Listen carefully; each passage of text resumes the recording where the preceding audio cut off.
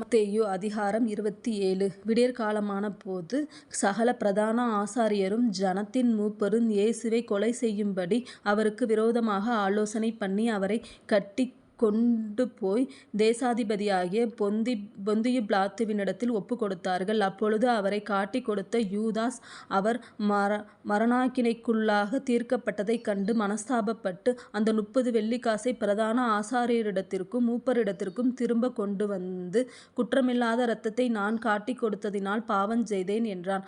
அதற்கு அவர்கள், எங்களுக்கென்ன, அது உன் பாடு என்றார்கள். அப்பொழுது அவன் அந்த வெள்ளிக்காசை தேவாலயத்திலே எறிந்துவிட்டு புறப்பட்டுப் போய் நான்று கொண்டு செத்தான். பிரதான ஆசாரியர் அந்த வெள்ளிக்காசை எடுத்து, இது இரத்தக்கிரயமானதால் காணிக்கை பெட்டியிலே இதைப் போடலாகாதென்று சொல்லி ஆலோசனை பண்ணின பின்பு அந்நியரை அடக்கம் பண்ணுவதற்கு குயவனுடைய நிலத்தை அதினாலே கொண்டார்கள். இதினிமித்தம் அந்த நிலம் இந்நாள் வரைக்கும் இரத்த நிலம் எண்ணப்படுகிறது. இஸ்ரவேல் புத்திரரால் மதிக்கப்பட்டவருக்கு கிரயமாகிய 30 வெள்ளிக்காசை அவர்கள் எடுத்து, கர்த்தர் எனக்கு கற்பித்தபடி குயவனுடைய நிலத்திற்காக அதை கொடுத்தார்கள் என்று எரேமியா தீர்க்கதரிசியால் உரைக்கப்பட்டது அப்பொழுது நிறைவேறிற்று. இயேசு தேசாதிபதிக்கு முன்பாக நின்றார். தேசாதிபதி அவரை நோக்கி, நீ யூதருடைய ராஜாவா என்று கேட்டான். அதற்கு இயேசு, நீர் சொல்லுகிறபடிதான் என்றார். பிரதான ஆசாரியரும் மூப்பரும் அவர் மேல் குற்றஞ்சாட்டுகையில் அவர் மாறுதரம் ஒன்றும் சொல்லவில்லை. அப்பொழுது பிலாத்து அவரை நோக்கி, இவர்கள் உன்மேல் எத்தனையோ குற்றங்களை சாட்டுகிறார்களே, நீ அவைகளை கேட்கவில்லையா என்றான். அவரோ ஒரு வார்த்தையும் மாறுதரமாக சொல்லவில்லை. அதனால் தேசாதிபதி மிகவும் ஆச்சரியப்பட்டான். காவல் பண்ணப்பட்டவர்களில் எவனை விடுதலையாக்க வேண்டுமென்று ஜனங்கள் கேட்டுக்கொள்வார்களோ அவனை அவர்களுக்காக விடுதலையாக்குவது பண்டிகை தோறும் தேசாதிபதிக்கு வழக்கமாயிருந்தது. அப்பொழுது காவல் பண்ணப்பட்டவர்களில் பரபாஸ் என்னப்பட்ட பேர் போன ஒருவன் இருந்தான். பொறாமையினாலே அவரை ஒப்புக்கொடுத்தார்கள் என்று பிலாத்து அறிந்து அவர்கள் கூடியிருக்கையில் அவர்களை நோக்கி, எவனை நான் உங்களுக்கு விடுதலையாக்க வேண்டுமென்றிருக்கிறீர்கள், பரபாசையோ கிறிஸ்து என்னப்படுகிற இயேசுவையோ என்று கேட்டான். அவன் நியாயாசனத்தில் உட்கார்ந்திருக்கையில் அவனுடைய மனைவி அவனிடத்தில் ஆள் அனுப்பி, நீர் அந்த நீதிமானை ஒன்றும் செய்ய வேண்டாம், அவர் நிமித்தம் இன்றைக்கு சொப்பனத்தில் வெகு பாடுபட்டேன் என்று சொல்லச் சொன்னாள். பரபாசை விட்டுவிட கேட்டுக்கொள்ளவும் இயேசுவை கொலை செய்விக்கவும் பிரதான ஆசாரியரும் மூப்பரும் ஜனங்களை ஏவி விட்டார்கள்.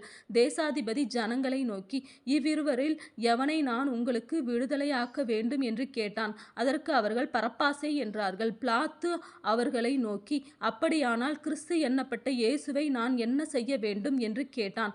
அவனை சிலுவையில் அறைய வேண்டும் என்று எல்லாரும் சொன்னார்கள். தேசாதிபதியோ, ஏன் என்ன பொல்லாப்பு செய்தான் என்றான்.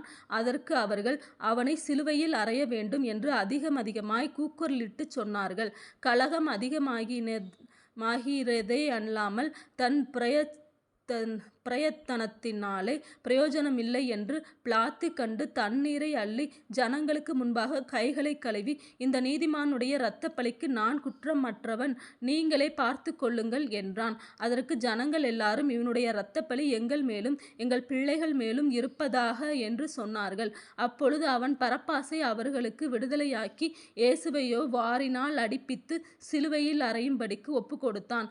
அப்பொழுது தேசாதிபதியின் போர் சேவகர் இயேசுவை தேசாதிபதியின் அரண்மனையிலே கொண்டு போய் போர் சேவகரின் கூட்டம் முழுவதையும் அவரிடத்தில் கூடிவரச் செய்து, அவர் வஸ்திரங்களை கழற்றி சிவப்பான மேலங்கியை அவருக்கு உடுத்தி, முள்ளுகளால் ஒரு முடியை பின்னி அவர் சிரசின் மேல் வைத்து, அவர் வலது கையில் ஒரு கோலை கொடுத்து, அவர் முன்பாக முழங்காற்படியிட்டு, யூதருடைய ராஜாவே வாழ்க என்று அவரை பரியாசம் பண்ணி அவர் மேல் துப்பி அந்த கோலை எடுத்து அவரை சிரசில் அடித்தார்கள்.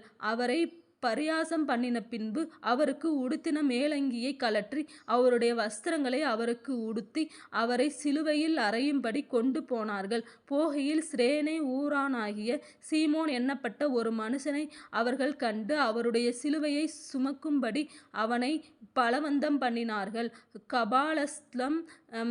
கபாலஸ்தலம் என்று அர்த்தங்கொள்ளும் கொல்கொதா என்னும் இடத்துக்கு அவர்கள் வந்தபோது கசப்பு கலந்த காடியை அவருக்கு குடிக்க கொடுத்தார்கள். அவர் அதை ருசி பார்த்து குடிக்க மனதில்லாதிருந்தார். அவரை சிலுவையில் அறைந்த பின்பு அவர்கள் சீட்டு போட்டு அவருடைய வஸ்திரங்களை பங்கிட்டு கொண்டார்கள். என் வஸ்திரங்களை தங்களுக்குள்ளே பங்கிட்டு என் உடையின் பேரில் சீட்டு போட்டார்கள் என்று தீர்க்கதரிசியினால் உரைக்கப்பட்டது நிறைவேறும்படி இப்படி நடந்தது. அவர்கள் அங்கே உட்கார்ந்து அவரை காவல் காத்து கொண்டிருந்தார்கள். அன்றியும் அவர் அடைந்த ஆக்கினையின் முகாந்திரத்தை காண்பிக்கும் பொருட்டு, இவன் யூதருடைய ராஜாவாகிய இயேசு என்று எழுதி அவர் சிரசுக்கு மேலாக வைத்தார்கள். அப்பொழுது அவருடைய வலது பக்கத்தில் ஒருவனும் அவருடைய இடது பக்கத்தில் ஒருவனுமாக 2 கள்ளர் அவரோட கூட சிலுவைகளில் அறையப்பட்டார்கள். அந்த வழியாய் நடந்து போகிறவர்கள் தங்கள் தலைகளை துலுக்கி, தேவாலயத்தை இடித்து 3 நாளைக்குள்ளே கட்டுகிறவனே, உன்னை நீயே இரட்சித்துக்கொள், நீ தேவனுடைய குமாரனானால் சிலுவையிலிருந்து இறங்கி வா என்று அவரை தூசித்தார்கள். அப்படியே பிரதான ஆசாரியரும் வேதபாரகரும் மூப்பரும் பரியாசம் பண்ணி, மற்றவர்களை இரட்சித்தான், தன்னைத்தான் இரட்சித்துக் கொள்ள திராணி இல்லை. இவன் இஸ்ரவேலின் ராஜாவானால் இப்பொழுது சிலுவையிலிருந்து இறங்கி வரட்டும், அப்பொழுது இவனை விசுவாசிப்போம். தன்னை தேவனுடைய குமாரனென்று சொல்லி தேவன் மேல் நம்பிக்கையாயிருந்தானே, அவர் இவன் மேல் பிரியமாயிருந்தால் இப்பொழுது இவனை இரட்சிக்கட்டும் என்றார்கள். அவரோடே கூட சிலுவைகளில் அறையப்பட்ட கள்ளரும் அந்தபடியே அவரை நிந்தித்தார்கள். 6ஆம் மணி நேரம் முதல் 9ஆம் மணி நேரம் வரைக்கும் பூமி எங்கும் அந்தகாரம் உண்டாயிற்று. 9ஆம் மணி நேரத்தில் இயேசு, ஏலி ஏலி லாமா சபத்கானி என்று மிகுந்த சத்தமிட்டு கூப்பிட்டார். அதற்கு, என் தேவனே என் தேவனே, ஏன் என்னை கைவிட்டீர் என்று அர்த்தமாம்.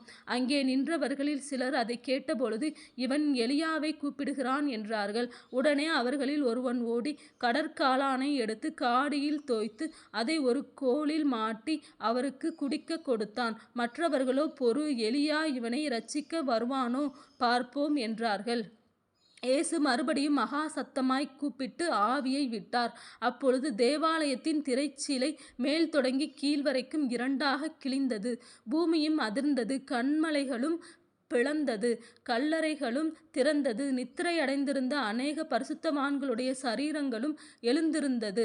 அவர் உயிர்த்தெழுந்த பின்பு இவர்கள் கல்லறைகளை விட்டு புறப்பட்டு பரிசுத்த நகரத்தில் பிரவேசித்து அநேகருக்கு காணப்பட்டார்கள். 100க்கு அதிபதியும் அவனோட கூட இயேசுவை காவல் காத்திருந்தவர்களும் பூமி அதிர்ச்சியையும் சம்பவித்த காரியங்களையும் கண்டு மிகவும் பயந்து, மெய்யாகவே இவர் தேவனுடைய குமாரன் என்றார்கள். மேலும் இயேசுவுக்கு ஊழியம் செய்யும்படி கலிலேயாவில் இருந்து அவரோட வந்திருந்த அநேக ஸ்திரீகள் அங்கே தூரத்திலே நின்று பார்த்து கொண்டிருந்தார்கள். அவர்களுக்குள்ளே மகதலேனா மரியாளும், யாக்கோபுக்கும் யோசேக்கும் தாயாகிய மரியாளும், செபதேயுவின் குமாரருடைய தாயும் இருந்தார்கள். சாயங்காலமான போது இயேசுவுக்கு சீஷனும் ஐஸ்வர்யவானுமாயிருந்த யோசேப்பு என்னும் பெயர் கொண்ட ஊரானாகிய ஒரு மனுஷன் வந்து பிலாத்துவினிடத்தில் போய் இயேசுவின் சரீரத்தை கேட்டான். அப்பொழுது சரீரத்தை கொடுக்கும்படி பிலாத்து கட்டளையிட்டான். யோசேப்பு அந்த சரீரத்தை எடுத்து துய்யதான மெல்லிய துப்பட்டியிலே சுற்றி தான் கன்மலையில் வெட்டி இருந்த தன்னுடைய புதிய கல்லறையிலே அதை வைத்து கல்லறையின் வாசலில் ஒரு பெரிய கல்லை புரட்டி வைத்து போனான். அங்கே மகதலேனா மரியாளும் மற்ற மரியாளும் கல்லறைக்கு எதிராக உட்கார்ந்திருந்தார்கள். ஆயத்த நாளுக்கு பின்னான மறுநாளிலே பிரதான ஆசாரியரும் பரிசேயரும் பிலாத்துவினிடத்தில் கூடி வந்து, ஆண்டவனே, அந்த எத்தன் உயிரோடு இருக்கும்போது 3 நாளைக்கு பின் எழுந்திருப்பேன் என்று சொன்னது எங்களுக்கு ஞாபகம் இருக்கிறது. ஆகையால் அவனுடைய சீஷர்கள் ராத்திரியிலே வந்து அவனை களவாய் கொண்டு போய் மரித்தோரிலிருந்து எழுந்தான் என்று ஜனங்களுக்கு சொல்லாதபடிக்கும், முந்தின எத்தை பார்க்கிலும் பிந்தின எத்து கொடிதாகாதபடிக்கும் நீர் 3 நாள் வரைக்கும் கல்லறையை பத்திரப்படுத்தும்படி கட்டளையிட வேண்டும் என்றார்கள். அதற்கு பிலாத்து, உங்களுக்கு காவல் சேவகர் உண்டே, போய் உங்களால் கூடிய மட்டும் பத்திரப்படுத்திக் கொள்ளுங்கள் என்றான். அவர்கள் போய் கல்லுக்கு முத்திரை போட்டு காவல் வைத்து கல்லறையை பத்திரப்படுத்தினார்கள்.